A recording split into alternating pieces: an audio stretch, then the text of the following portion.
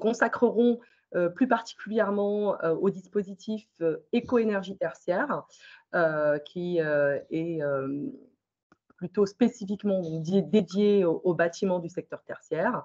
Nous développerons tout ce qui porte sur les objectifs réglementaires du décret tertiaire, toutes les formalités qui l'accompagnent. Ainsi qu'en complément, les derniers décrets, plus particulièrement le dernier décret qui concerne le secteur tertiaire, dit décret BAX. En troisième partie, je laisserai la main à Marine sur les principaux outils de financement pour soutenir financièrement la rénovation énergétique des bâtiments, avec deux volets. Donc, les dispositifs de financement extérieurs. Donc on ne sera pas exhaustif, hein, puisque voilà, on va partir sur les dispositifs on va dire principaux, et on fera un zoom sur le programme EduGrénov piloté par la Banque des Territoires. Et enfin, Marine conclura avec cet enjeu majeur qu'est l'adaptation des bâtiments au changement climatique. Commençons par l'introduction. Et donc, comme je vous l'ai indiqué tout à l'heure, par le cadre normatif de la politique énergétique des bâtiments publics. Alors, tout d'abord, notons, comme je vous l'ai indiqué, donc, que la politique publique en la matière s'inscrit dans le cadre de la politique énergétique à l'échelle nationale, dont tous les objectifs en la matière donc, et en matière de réduction des gaz à effet de serre ont été codifiés dans le Code de l'énergie à l'article L 100-4. Cette politique publique et ses objectifs ont été déclinés donc, sur le plan législatif et réglementaire dans ce domaine, et ce en plusieurs, on va dire en plusieurs temps, plusieurs étapes. Vous avez en premier lieu, je vous l'ai pas si je vous l'ai indiqué, en premier lieu les deux lois Grenelle 1 et 2, donc les lois de 2009 et de 2010, hein, donc, qui viennent généraliser les normes de basse consommation, hein, dans les bâtiments et les logements. La loi dite de transition énergétique, hein, du 17 août 2015, qui a imposé une obligation d'exemplarité, tant pour les bâtiments publics appartenant à l'État que pour les bâtiments appartenant aux collectivités territoriales et aux EPCI. Nous ferons, comme je vous l'ai dit tout à l'heure, un zoom particulier, donc, en deuxième partie, donc, sur les bâtiments tertiaires, pour lesquels la loi dite Elan en novembre 2018, ainsi que son décret d'application, donc intervenu l'année suivante, dit décret tertiaire, ont imposé une exigence en termes de réduction des consommations énergétiques, donc sur plusieurs décennies, donc à l'horizon 2030, 2040 et 2050, et en proportion à 40%, 50% et 60% respectivement. Donc l'objectif, hein, de toute cette réglementation étant évidemment de pouvoir, pour les collectivités et EPCI, disposer d'un patrimoine bâti, rénové, selon des normes de basse consommation, avec l'objectif évidemment attendu en 2050. Alors, en termes d'accompagnement sur le volet financier, la rénovation énergétique constitue une priorité, évidemment, du gouvernement via les plans de relance et grands plans d'investissement qui ont été menés pour la période 2020-2022. Et puis, c'est enchaîné, hein, donc depuis 2023, avec le lancement du fonds d'accélération de la transition écologique, dit également fonds vert. Donc dans le cadre des premiers plans, vous avez une enveloppe financière qui a été consacrée à la rénovation des bâtiments donc, de l'État et des collectivités territoriales à hauteur de 4 milliards d'euros. En notant, on le verra peut-être un peu plus loin par rapport à l'état des lieux, que ce sont les bâtiments scolaires qui ont été enfin, les principaux bénéficiaires donc, en la matière, puisqu'ils représentent dans l'enveloppe totale 63% pour 39% des projets avec un taux de subvention proche de la moyenne. Quant au fonds vert, celui-ci a été doté en 2023 d'une enveloppe de 2 milliards d'euros.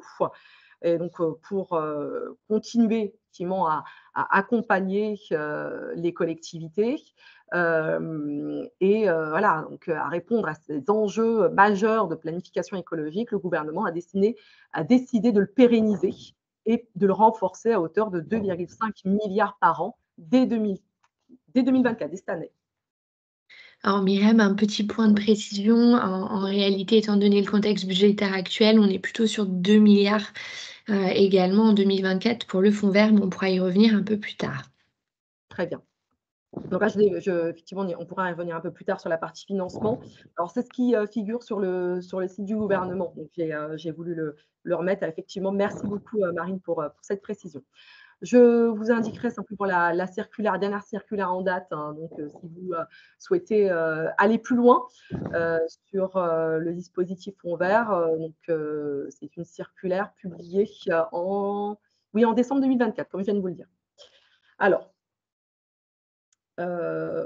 poursuivons maintenant sur un rapide état des lieux de la consommation énergétique des bâtiments. Je vous renvoie, comme je vous l'ai dit en propos introductif, à ce titre donc à la dernière étude publiée par l'ADEME en 2019 et qui couvre la période 2012-2017 de mémoire. Et donc, cette dernière étude quinquennale a révélé que le patrimoine bâti des collectivités constitue de loin le poste de dépense le plus important, avec en proportion 75% des dépenses énergétiques, hein, comme vous le voyez hein, dans ce camembert.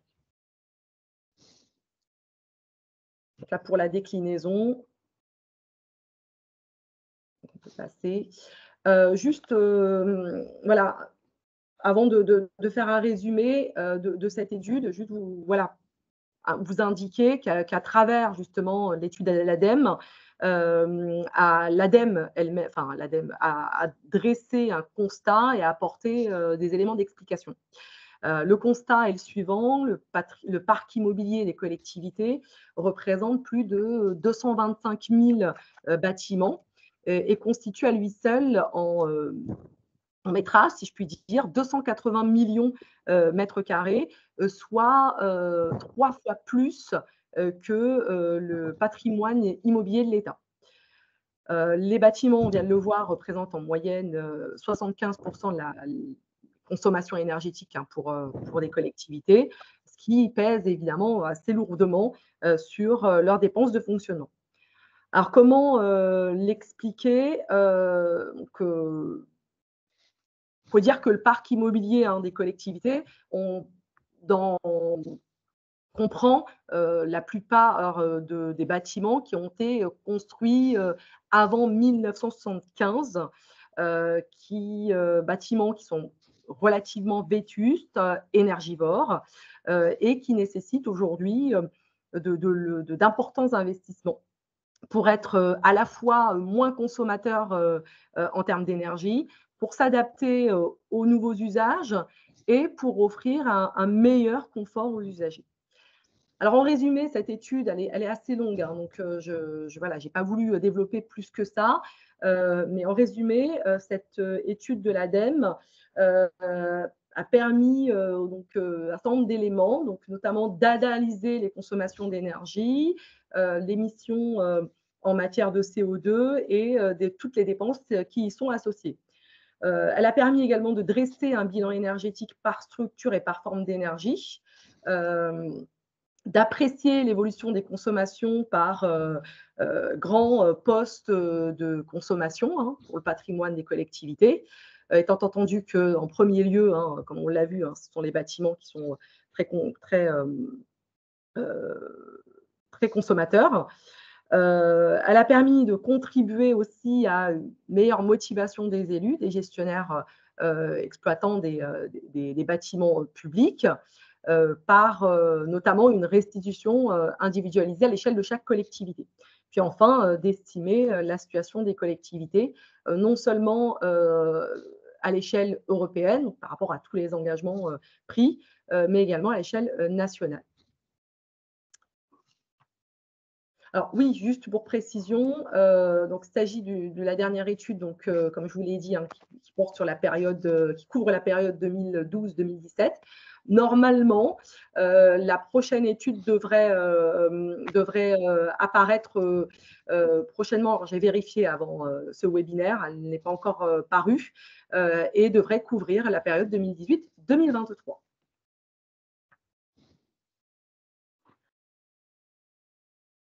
Alors, sur maintenant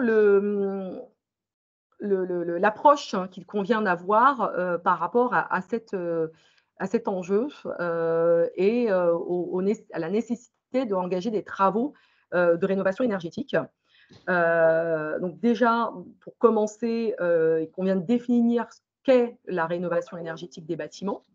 Alors, par définition, il s'agit de l'ensemble des travaux qui sont réalisés sur des bâtiments appartenant à des collectivités territoriales ou à des groupements de collectivités, qui visent à diminuer des consommations énergétiques. Donc, autrement dit, il s'agit de toutes les dépenses qui portent sur l'engagement de travaux qui permettent de réaliser des économies de fonctionnement. Et in fine, l'objectif étant de réduire la facture énergétique. Plus précisément, comment procéder, hein? Plus précisément, cela doit passer par la prise en charge de l'ingénierie énergétique, hein, donc qui est nécessairement liée au programme des travaux, hein, qui doit être mise en œuvre, pardon, ainsi que des actions dites de gains rapides qui doivent présenter un fort retour sur investissement. Donc, on verra peut-être un peu plus loin par rapport aux nécessités d'engager des travaux portant notamment sur l'isolation du bâti et le remplacement des équipements. Donc, cette approche dite globale, donc sur laquelle on doit tendre, s'articule autour de 3 actions. La première étant celle de la rénovation pour la réalisation d'économies d'énergie. Donc là, en l'occurrence, il est préconisé de s'orienter vers d'introduire donc dans les travaux de rénovation énergétique des matériaux dits éco-responsables pour permettre une meilleure transition écologique, évidemment, et de transformer des bâtiments actuellement passoires thermiques en bâtiments plus durables. Deuxième action à mettre en œuvre. Alors, attendez, voilà, on est sur la deuxième action à mettre en œuvre, on est là, pardon. Il s'agit de rénover pour préserver l'environnement. Hein, ça fait également partie des impératifs. Et donc, cela passe notamment par le recours à de nouvelles sources d'énergie, en privilégiant notamment les énergies renouvelables. Et donc, d'investir dans des projets de renouvellement d'énergie renouvelable, qui apportent des bénéfices plus directs, on va dire, en termes de réduction d'empreinte carbone, de retombées économiques, et donc pouvoir également récupérer l'énergie qui peut être exploitable par vos bâtiments. Troisième action, il s'agit de rénover pour assurer un meilleur confort pour vos usagers. Alors, pour obtenir un meilleur confort, ou du moins un confort satisfaisant, il est donc nécessaire d'investir dans la rénovation du bâti et de ses systèmes.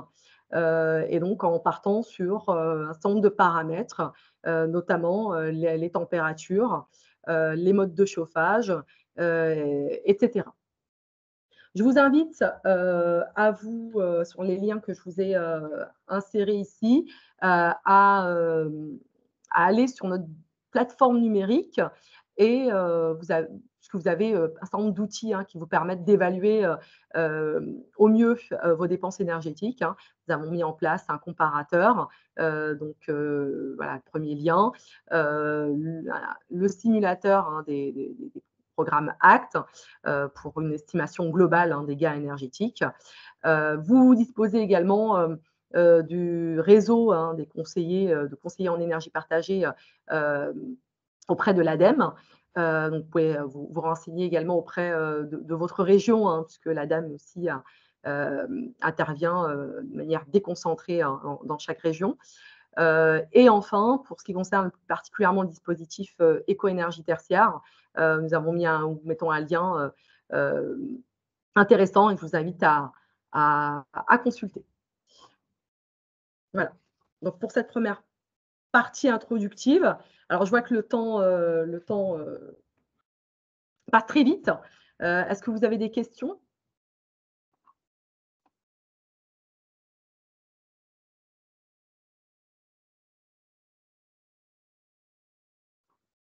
Bon, ben, on va poursuivre. Donc là, on était uniquement sur, voilà, sur la présentation du cadre normatif et un rapide état des lieux des consommations énergétiques. Donc, on va aller maintenant sur une deuxième partie dédiée au dispositif éco-énergie tertiaire. Donc, on est en plein dedans puisqu'on avait déjà une première échéance en 2022. Donc, vous avez pu commencer à vous familiariser avec le dispositif, va-t-on dire. Donc là, je vous propose une présentation du cadre. Déjà, pour commencer, le calendrier réglementaire. Donc, comme je vous l'ai dit tout à l'heure, le décret, le dispositif éco-énergie tertiaire est issu de la loi Elan et de son décret d'application, surtout, parce que c'est le décret qui crée éco-énergie tertiaire en 2019, en juillet 2019.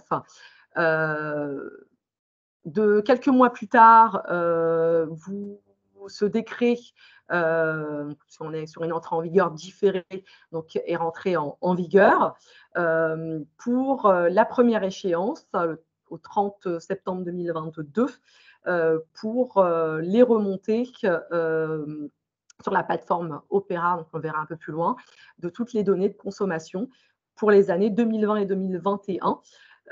Et donc la déclaration de l'année de référence. Sachant que au 31 décembre 2022, vous avez bénéficié d'une tolérance, donc tolérance accordée par le ministère de la Transition écologique, qui a permis, puisqu'il a déclaré l'année 2022 comme année d'apprentissage, donc pour vous permettre d'apporter éventuellement des compléments sur les remontées après cette échéance sans être pénalisé. Voilà, donc 2024, fin 2024, donc là on est sur cette année. Donc on doit procéder à l'analyse détaillée de toutes les données qui sont intégrées donc, sur la période 2020-2023. Et enfin, première décennie, vérifier que les objectifs ont bien été atteints. Donc voilà, en termes d'objectifs, on revient sur les éléments que je vous ai apportés tout à l'heure.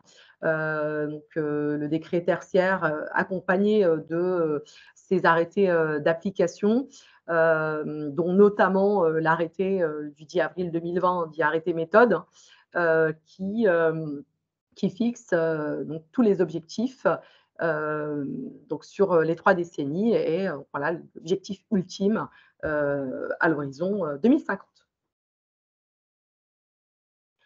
Alors, pour ce qui concerne les objectifs de ce décret, donc décret tertiaire, eh bien, convient de préciser qu'il s'appuie sur 4 grands leviers, donc, qui ont été d'ailleurs codifiés. Hein, le décret lui, tertiaire a été codifié dans le Code de la construction et de l'habitation. C'est pour ça que je vous ai indiqué entre parenthèses l'article correspondant. Donc, 4 leviers. Donc, tout d'abord, l'amélioration de la performance énergétique donc intrinsèque, hein, donc, du bâtiment. L'installation d'équipements plus performants, donc qui comprennent notamment, comprennent surtout des dispositifs de contrôle. On le verra un peu plus loin pour les bâtiments du secteur tertiaire. Il s'agit d'une obligation qui découle du décret BACS pour ce qui concerne les systèmes d'automatisation et de contrôle des bâtiments. Troisième volet, l'optimisation de l'exploitation des équipements avec un suivi de gestion active. Et enfin, quatrième volet ou levier, il s'agit de sensibiliser donc les occupants ou les usagers à des comportements plus, on va dire, éco-responsables. Alors, ces 4 leviers, pardon, s'articulent autour d'une stratégie à mettre en œuvre, une stratégie dite des 3 A, comme je vous l'ai indiqué sur cette slide. Donc, les 3 A, pour commencer, A pour agir. Agir donc par la mise en œuvre d'actions de réduction des consommations énergétiques. A aussi pour adapter, donc avec la possibilité d'adapter ses objectifs de consommation à son patrimoine bâti. Et puis, le troisième A, attester, donc pour déclarer les consommations annuelles et attester des résultats qui ont été obtenus donc en la matière. Alors, qu'est-ce que le secteur tertiaire et qu'entend-on par tertiaire, hein, dans décret tertiaire? Alors, il faut s'appuyer sur la définition apportée par l'INSEE, définition qui est elle-même reprise par le décret tertiaire et codifiée hein, dans le Code de la construction. Donc, le secteur tertiaire correspond au secteur marchand et au secteur non marchand. Nous concernant, on sera principalement sur le secteur non marchand pour les administrations publiques. Étant entendu que vous avez des exceptions qui ne rentrent pas dans le secteur tertiaire. Bon, évidemment, tout ce qui se rapporte aux autres secteurs, hein, secteurs primaires et secondaires, mais également des exceptions tenant aux constructions. Donc, les constructions provisoires, par exemple, des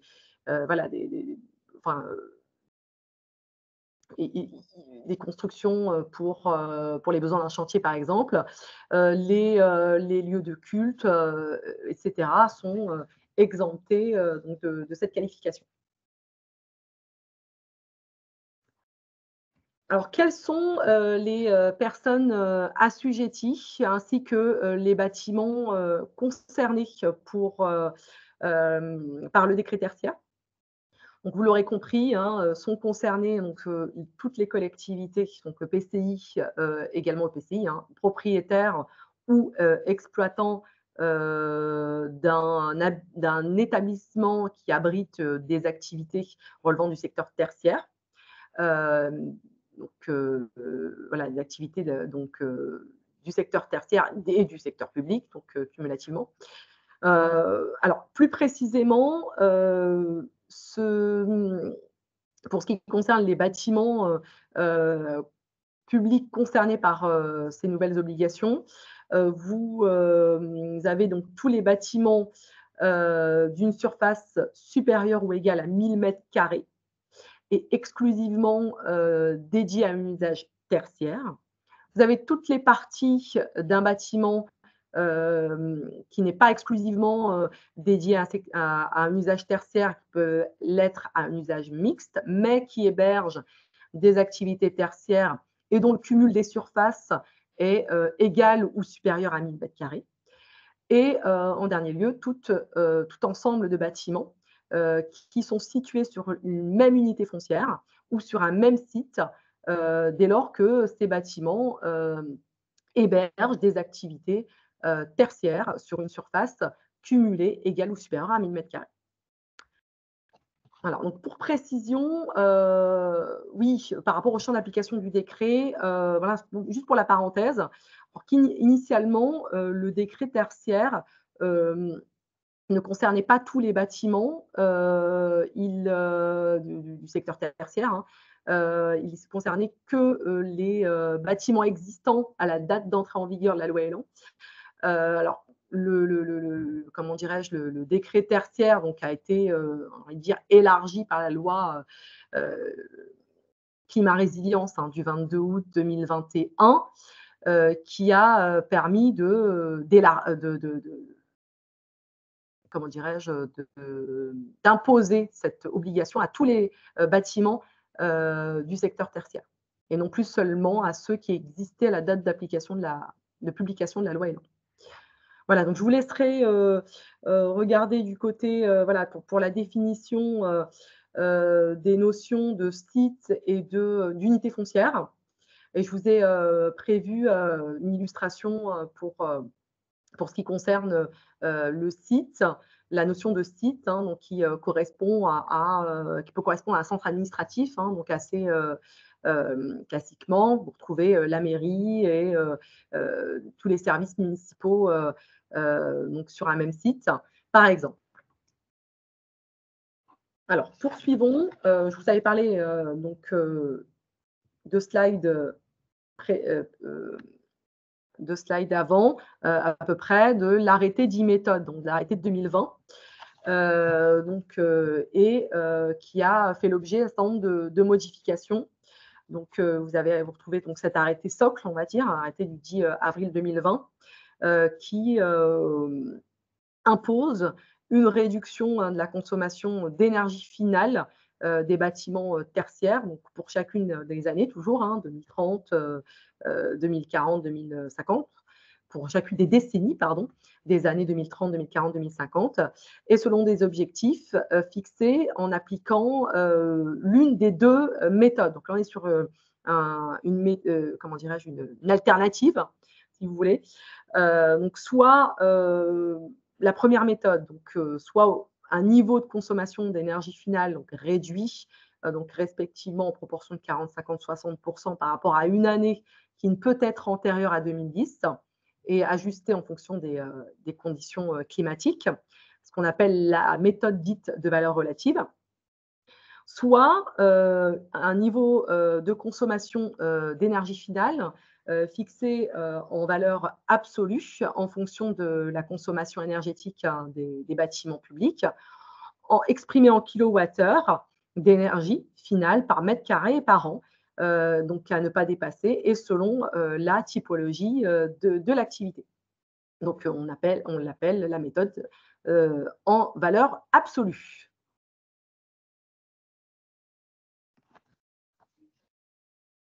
Alors, je voulais parler de plusieurs arrêtés. En fait, ce sont des arrêtés modificatifs. Donc, vous pouvez simplement reprendre l'arrêté initial de 2020, donc, qui a subi plusieurs modifications pour ce qui concerne la méthode dite valeur absolue. Donc, vous en retrouvez 4 à ce jour, qui plutôt ciblent des catégories d'activités ou de sous-catégories d'activités. Sachant que, on peut poursuivre, c'est la présentation des arrêtés, que devraient intervenir courant de cette année d'autres arrêtés modificatifs pour d'autres activités. Voilà, pour ce qui concerne la présentation des arrêtés modificatifs. Alors, est-ce qu'il est possible, c'est la question que je posais, auquel j'y répondais, est-ce qu'il est possible éventuellement de moduler les objectifs? Alors, la réponse est oui, le dispositif réglementaire le prévoit. Toutefois, encore faut-il le justifier par des contraintes d'ordre technique, architectural ou patrimonial, d'un changement d'activité exercé dans les bâtiments considérés et de coûts jugés manifestement disproportionnés, donc des actions par rapport à tous les avantages attendus en termes de consommation énergétique. Donc là, la modulation, elle est possible. Alors, et nécessite néanmoins de réaliser un dossier technique enfin, présentation générale, si vous voulez, est relativement lourd à mettre en œuvre. Donc, effectivement, pas forcément évident d'y avoir recours, hein, pouvoir justifier une telle modulation. Mais en tout cas, sachez que c'est possible. Pour ce qui concerne le contenu même, hein, du dossier technique et les modalités, hein, pour pouvoir l'établir, vous pouvez vous reporter à l'arrêté, hein, du 10 avril 2020. Donc, étant entendu que le dossier en tant que tel, hein, doit être élaboré sous la responsabilité, hein, de la collectivité propriétaire, ou alors, le cas échéant, hein, si le bâtiment est mis en location par le preneur. Je vous invite, hein, si vous voulez aller un peu plus loin sur les différents cas possibles, à vous reporter à la FAQ, hein, donc, qui est disponible, hein, sur la plateforme Opéra, donc de l'ADEME. Alors, ce qui me permet de faire la transition ici avec justement la plateforme numérique Opéra, donc gérée par l'ADEME et qui constitue l'outil support, hein, d'éco-énergie tertiaire. Donc, la plateforme est gérée, comme je vous l'ai indiqué, par l'opérateur l'ADEME, hein, donc, qui a été désigné par l'État et qui intervient sous le contrôle et la responsabilité de l'État. Qui permet donc cette plateforme de recueillir, de suivre les consommations d'énergie du secteur tertiaire, ainsi que de vérifier que tous les objectifs de dispositifs éco-énergie tertiaire ont bien été atteints. Vous pouvez utilement vous référer donc à l'arrêté, hein, du 10 avril 2020, donc qui vient fixer toutes les modalités d'accès à la plateforme, ainsi que toutes les conditions de transmission et d'exploitation des données. Vous pouvez également vous reporter au site même de Opéra, où vous indique effectivement toute la marche à suivre. Alors concrètement, comment suivre l'évolution de votre consommation énergétique? Tout d'abord, via une nouvelle formalité, dans le cadre de éco-énergie tertiaire, qui est constituée par la déclaration annuelle des consommations d'énergie sur cette plateforme. Donc, les collectivités, pour ce faire, doivent déclarer leur consommation énergétique, la consommation énergétique de leur bâtiment tertiaire, hein, donc sur la plateforme, et ce, tous les ans. À partir de l'année 2022, au plus tard le 30 septembre de chaque année, et en remontant toutes les données de l'année N-1. Pour chaque bâtiment ou partie de bâtiment ou ensemble de bâtiments soumis à l'obligation de réduction des consommations énergétiques, comme on l'a vu tout à l'heure, hein, par rapport aux surfaces, à la surface des 1000 mètres carrés. Donc, les collectivités doivent déclarer un certain nombre d'éléments. Vous avez toutes les activités tertiaires qui sont exercées dans ces bâtiments, la surface des bâtiments ou parties de bâtiments soumis à l'obligation, les consommations annuelles d'énergie par typologie, par type d'énergie, pardon, les modulations éventuelles, etc. Donc, c'est un certain nombre d'éléments, hein, qui sont listés et que vous retrouverez également sur la plateforme Opéra. Donc, voilà pour ce qui est cette nouvelle formalité. Alors, qui, à l'échelle de la collectivité, doit transmettre ces données? Alors, il s'agit principalement des propriétaires ou occupants assujettis au dispositif éco-énergie tertiaire, hein, propriétaires ou occupants des bâtiments tertiaires, sous-entendu. Donc, la déclaration annuelle peut est transmise par les propriétaires ou occupants, mais peut l'être également si une délégation existe en la matière, donc par un prestataire désigné, ou éventuellement par les gestionnaires du réseau de distribution d'énergie. Le texte prévoit.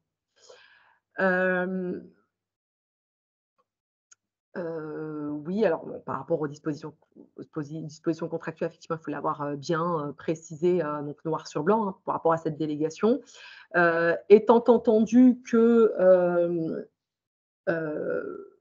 les propriétaires, donc assujettis, ou occupants assujettis à cette réglementation, restent responsables des données transmises en leur nom.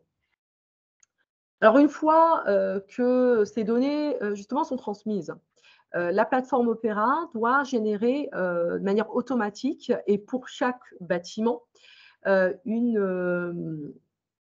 certain nombre d'informations et de documents. Tout d'abord, la modulation, donc qui porte sur le volume de l'activité, sur la base donc de tous les indicateurs d'usage, donc spécifiques à l'activité qui est exercée au sein des bâtiments. Les consommations annuelles d'énergie finale ajustées en fonction des variations climatiques par type d'énergie. Donc là, on retrouve l'une des deux méthodes qu'on a vues tout à l'heure.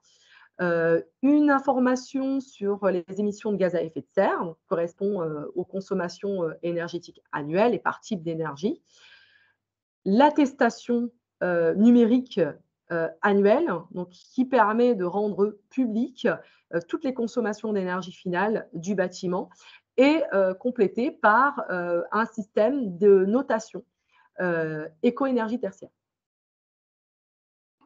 Alors, sur la base de ces données, donc, Opera a recueilli, puis éventuellement corrigé, la plateforme génère, comme je viens de vous le dire, une attestation numérique annuelle.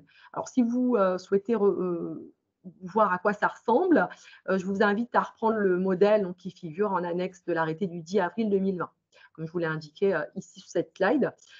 Donc cette attestation, je le rappelle, donc, est complétée par un système de notation et elle permet de rendre public et d'informer les acquéreurs et locataires sur le respect de tous les objectifs d'économie d'énergie. Alors, comment évaluer votre avancée dans cette démarche d'économie d'énergie et donc de sobriété énergétique? Alors, via, comme je viens de vous le dire, un système de notation donc, qui est généré par Opera, système de notation éco-énergie tertiaire, donc, qui permet aux propriétaires ou aux locataires d'évaluer son avancée quant aux actions de réduction de consommation énergétique finale au regard des résultats qu'il obtient par rapport à l'objectif exprimé en valeur absolue. Donc là, on est sur la deuxième méthode qu'on a vue tout à l'heure. Donc, elle va, en fait, cette notation d'un niveau de consommation énergétique annuel dit insatisfaisant, c'est la feuille grise, à un niveau dit excellent. On va jusqu'à les trois feuilles vertes. Donc, on a une gradation évidemment. Donc, c'est vraiment j'ai envie de dire les extrêmes. Vous avez le niveau insatisfaisant à un niveau excellent. Oui, il y a un petit nota que je voulais vous préciser tout à l'heure. Donc là, je l'indique à nouveau. Comment dirais-je, il est tout à fait possible aussi de mutualiser ces données à l'échelle de tout son patrimoine. Et idem pour ce qui concerne la notation, qui peut également être réalisée à l'échelle de l'ensemble du patrimoine immobilier des collectivités. Alors, à quelle fréquence le contrôle des objectifs doit avoir lieu et comment assurer justement la publicité des données énergétiques? Alors, la date, on la connaît. Donc, la fréquence, évidemment, elle est décennale. Donc, au plus tard, les 31 décembre 2031, 2041, 2051. Donc, le gestionnaire de la plateforme doit bien vérifier que les objectifs qui ont été fixés, attendus, ont été atteints pour chacun des propriétaires ou locataires, en tenant compte des variations climatiques. peuvent intervenir. Si nécessaire, en cas de modulation des objectifs, du dossier technique qui a été élaboré et transmis.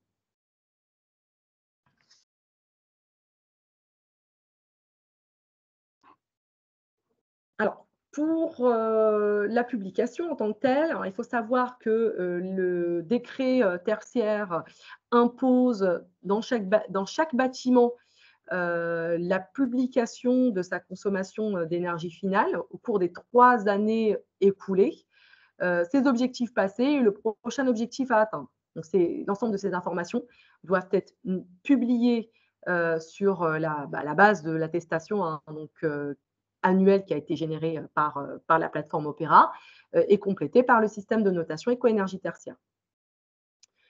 Ainsi que de l'évolution effectivement de l'émission de gaz à effet de serre, donc correspond aux données énergétiques, consommation énergétique. La publicité, elle, doit avoir lieu par le biais d'un affichage qui doit être, comment dirais-je, visible et facilement accessible, ou alors par tout autre moyen jugé pertinent au regard de l'activité tertiaire.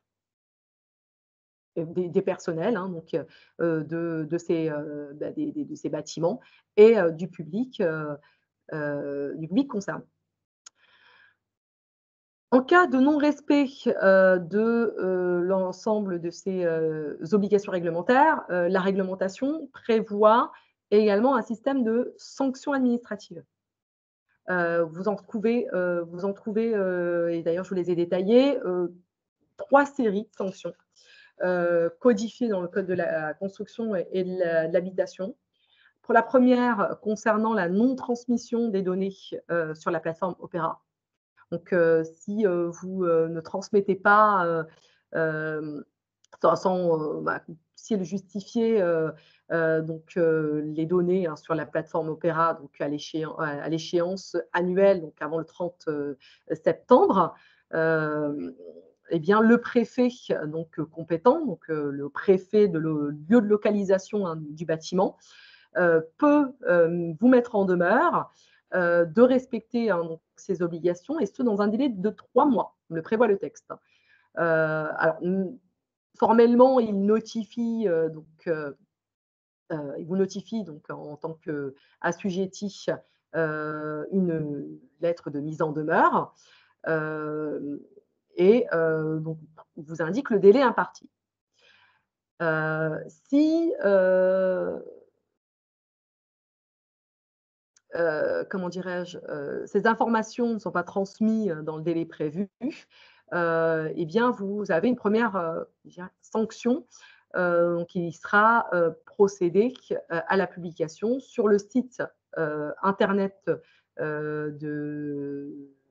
public de l'État, service de l'État, du document retraçant donc les mises en demeure qui sont restées infructueuses.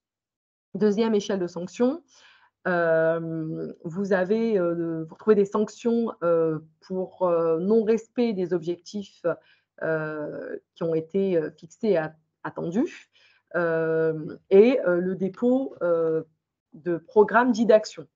Alors, si l'un des objectifs de réduction de consommation énergétique finale n'est pas atteint, ce sans pouvoir le justifier, le préfet peut vous mettre en demeure en tant qu'assujetti, d'établir un programme d'action pour respecter, honorer vos obligations et vous engager à les suivre. Alors, ce programme d'action est établi de manière conjointe avec le propriétaire preneur à bail assujetti et soumis au préfet pour approbation. Il doit mentionner donc toutes les actions attendues dont chacune des parties est responsable. Il comprend également un échéancier prévisionnel de réalisation et un plan de financement correspondant. Troisième et dernière type, alors avant de finir, troisième type de sanctions, pardon, vous avez deux hypothèses, si vous voulez, que vous retrouvez dans le décret tertiaire. Si le programme d'action n'est pas transmis dans un délai de de 6 mois après la première mise en demeure, eh bien, reste infructueuse, hein. Donc le préfet peut, à nouveau mettre en demeure, vous mettre en demeure, pour, établir, un programme d'action en conformité avec vos obligations et ce dans un délai de 3 mois. Deuxième hypothèse, si le programme d'action n'est pas transmis dans le délai prévu, il est eh bien, le service de l'État, le préfet peut prévoir de publier le document retraçant toutes les mises en demeure restées infructueuses. Donc là, on sera sur des mises en demeure qui deviendront publiques sur un principe à l'anglo-saxonne du name and shame. Donc là, c'est une publication qui risque de porter atteinte à l'image de la collectivité, puisque ciblée par les mises en demeure et donc par les défaillances qui lui sont reprochées. Le préfet peut également, et c'est prévu par la réglementation, prononcer une amende administrative. Donc là, on est sur le volet sanctions financières, qui, à mon sens, moins dissuasif que la première sanction, j'ai envie de dire, le fait de rendre publique la mise en demeure, puisqu'elle voilà, elle porte atteinte à l'image de la collectivité. Donc, il faut savoir voilà, que les textes prévoient la possibilité pour le préfet d'activer cette amende administrative, sachant que le montant il est plafonné donc à 1 500 € pour les personnes physiques et pour les personnes morales concernant 7 500 €. Dernière sanction prévue en la matière, en cas de non-respect du programme d'action, pardon, qui a été soumis et approuvé par le préfet. Alors, si vous ne vous conformez pas au programme d'action, pardon, approuvé par le préfet, eh bien, celui-ci peut engager une procédure contradictoire à l'issue de laquelle il constate votre carence et la publie, prononce par arrêté motivé ladite carence sur un site internet, donc pour la publication, hein, sur un site internet des services de l'État.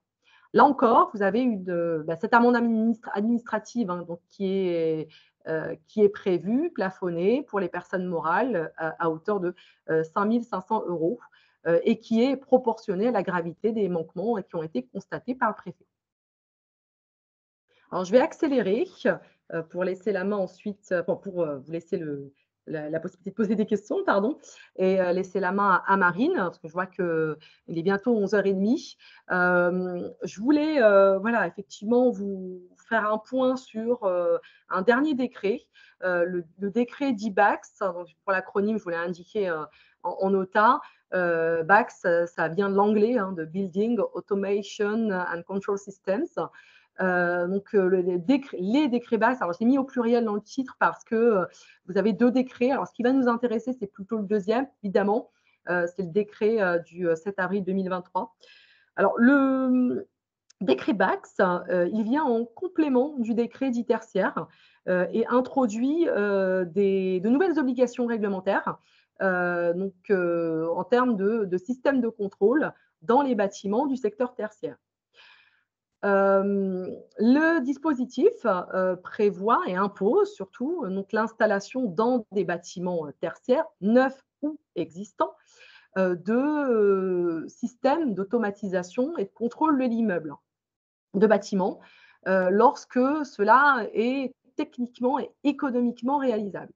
Alors, par rapport au système, il faut l'entendre comme tous les produits logiciels, services d'ingénierie, donc qui sont à même de soutenir le fonctionnement efficace sur le plan énergétique et économique et sur des systèmes techniques de bâtiments au moyen de contrôle automatique, tout en facilitant la gestion manuelle de ces mêmes systèmes donc qui ont été fixés pour chaque bâtiment.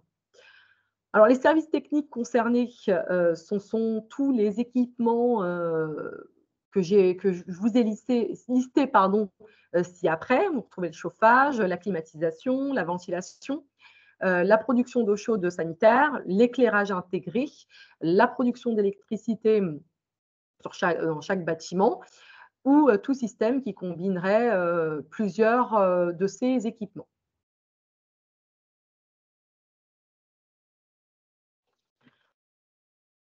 Alors, pour la mise en œuvre de cette obligation réglementaire issue du décret BAX, vous avez un calendrier prévu à cet effet, donc, effectivement.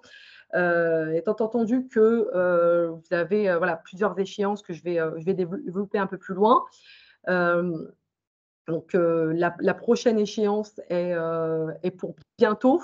Donc, comme vous le voyez hein, dans cette slide. Alors, je poursuis. Donc, l'objectif du décret, BAX ou des décrets BAX, alors pour ce qui nous concerne, c'est le décret BAX adossé au secteur tertiaire. Donc, l'objectif, c'est de réduire les pertes énergétiques, les gaspillages énergétiques au sein des bâtiments via un système de pilotage automatisé des consommations, et ce, en fonction de l'activité, de la météo, etc., en fonction d'un certain nombre de paramètres. L'obligation, on l'a vu ensemble, s'applique pour les bâtiments du secteur tertiaire, donc qu'ils soient neufs ou existants, et qui doivent être équipés qui sont équipés, pardon, actuellement d'un système de chauffage ou de climatisation. Plusieurs objectifs donc. Le premier étant de suivre et d'enregistrer les consommations énergétiques pour permettre l'analyse au plus juste, hein, si je puis dire, et d'ajuster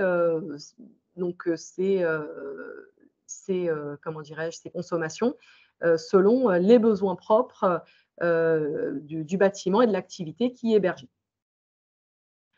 Deuxième objectif, analyser l'efficacité énergétique du bâtiment en comparant les chiffres à des valeurs de référence. Troisième objectif, communiquer avec les autres appareils connectés du bâtiment pour détecter ceux qui sont en surplus de consommation. Dernier objectif, donc permettre une gestion plus autonome possible des systèmes techniques du bâtiment. Juste un nota pour précision, sur la définition hein, des bâtiments tertiaires, il n'y a pas de différence en fait entre le décret tertiaire et le décret BAX, si ce n'est la référence retenue. Là, pour ce qui concerne le décret BAX, on n'est pas sur une référence liée à la surface, dite surface nette utile, comme on l'était pour, rappelez-vous, les 1000 m² en ce qui concerne le décret tertiaire, mais sur une condition de puissance nominale utile des systèmes techniques. Alors, quelles sont les personnes assujetties au décret BAX et quels sont les bâtiments concernés? Donc, les personnes assujetties, ce sont uniquement les propriétaires. Donc, uniquement les propriétaires des systèmes de chauffage ou de climatisation des bâtiments tertiaires, ciblés par le décret BAX, qui sont assujettis à cette obligation. Idem en ce qui concerne les équipements qui ont été incorporés au bâti, qui sont indissociables et donc voilà, qui font corps avec le bâtiment, qui relèvent de la propriété de la collectivité propriétaire. Alors, on revient là sur les échéances. Donc,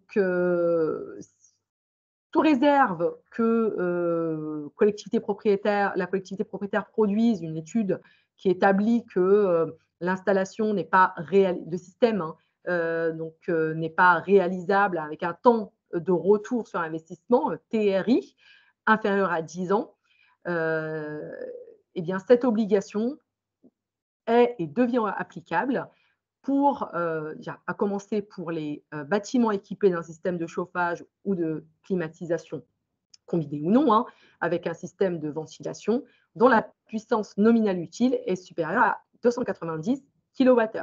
Et cela concerne tant les bâtiments neufs, dont le permis de construire a été déposé à compter du 21 juillet 2021, que les bâtiments existants au plus tard, donc le 1er janvier 2025. Deuxième type de bâtiment, il s'agit des bâtiments équipés toujours d'un système de chauffage ou de système de climatisation, combiné ou non, toujours avec un système de ventilation, dont la puissance nominale utile est supérieure à 70 kW. Donc pour les bâtiments neufs, donc dont le permis a été déposé à compter du 8 avril 2024. Donc là, pour ces types de bâtiments, donc on est en plein dedans, hein, c'était cette semaine. Et pour les bâtiments existants, enfin, au plus tard le 1er janvier 2027. Comme pour le décret tertiaire, le décret BACS prévoit également une dérogation possible si la collectivité propriétaire arrive à démontrer